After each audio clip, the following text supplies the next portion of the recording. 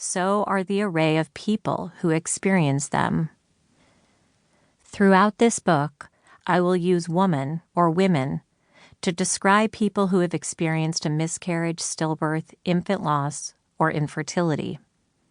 This isn't because these losses only happen to cisgender women. One's gender does not dictate what reproductive outcomes one does or does not experience.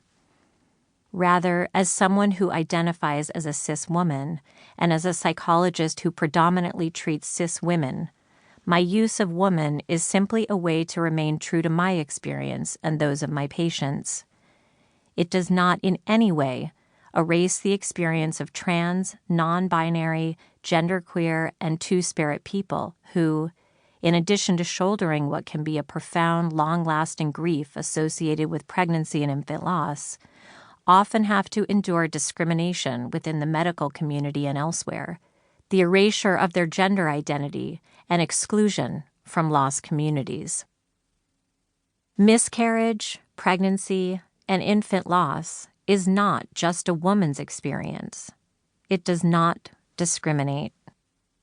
There is also no one way to feel about these specific losses.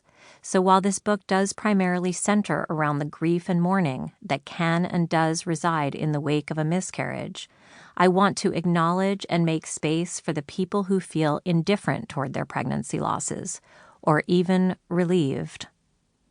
Far too often, those who do not experience sadness or anger following a miscarriage, be it privately or publicly, are made to feel defective by a society that has long since demanded female bodies not only procreate, but express a deep innate desire to do so.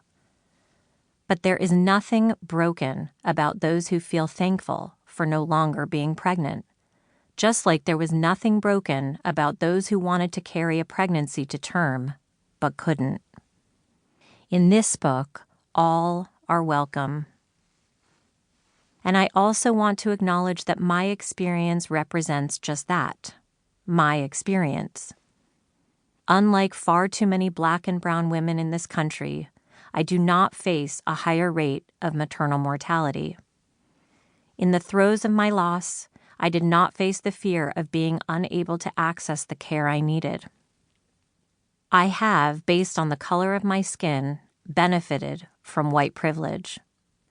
And while this privilege does not shield any of us from tragedy, including the loss of a pregnancy, it does protect us from the compounding tragedies incurred by systemic racism.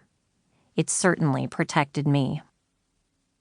It is my desire to cultivate a space where we can all share our stories if and when we want and need to, a space where they can be honored in whatever way we see fit, a space of understanding, support, and continued healing. So as we wade through this transformational time in our lives, I encourage us to remember that we are all deserving of support. Free from grief hierarchies or timelines, we must be gentle with ourselves during this nascent period and resist comparing and contrasting our stories. Your ache, relief, despair, or indifference is uniquely yours. It is yours to navigate in any way you choose through whatever feelings arise, be they sadness, anger, hopefulness, neutrality, helplessness, fear, or a mix of them all. Throughout, I earnestly urge you to remember that you did absolutely nothing wrong. Nothing to deserve this procreative event. Certain areas of our lives are beyond our control, and reproduction is one of them. It can be difficult to wrap our heads around this reality, to come to terms with the fact that we have no answers, or that the concrete answers we do get might confound us all the more. And so sometimes we blame ourselves in the absence of clarity, as we search for something to pinpoint, an anchor to keep us grounded as we weather the barrage of emotional responses. We look for reasons when, more often than not, there are none.